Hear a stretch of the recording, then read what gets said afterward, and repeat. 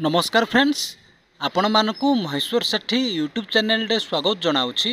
देखंतु राज्य सरकार देले खुशी खबर बढ़िला सरकारी कर्मचारी महंगा भत्ता।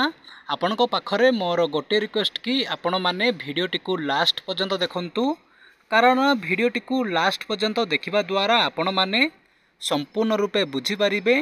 जदि आपण आम चैनल को फर्स्ट टाइम पय देखुछंती ताहाले भिडियो को गोटे लाइक करंतु, चैनल को सब्सक्राइब करी पाखरे थिबा बेल आइकन को प्रेस करी ऑल नोटिफिकेशन बटन को ऑन करंतु। सब्सक्राइब करबा द्वारा आपण माने सबुदिन नोटिफिकेशन पाई पारिबे।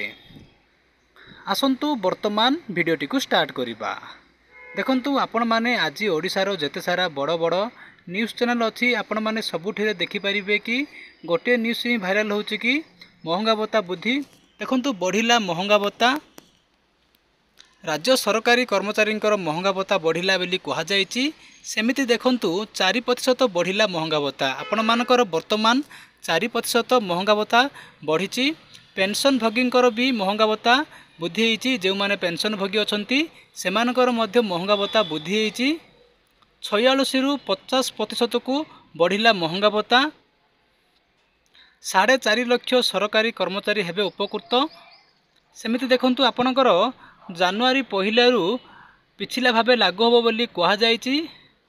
सरकारी कर्मचारी को डीए 46% रु बढ़ी 50% हैला आपण मानकर।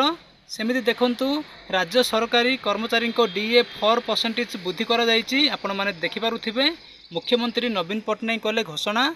जदि आपण मानकु एई भिडियोटी भलो लागिछि ताहाले भिडियोटी को निज सांग मानकु शेयर करंतु, कारण भिडियोटी को शेयर करने द्वारा सेमाने मध्य जानि पारिबे, सेमानकर मध्य हेल्प हबो।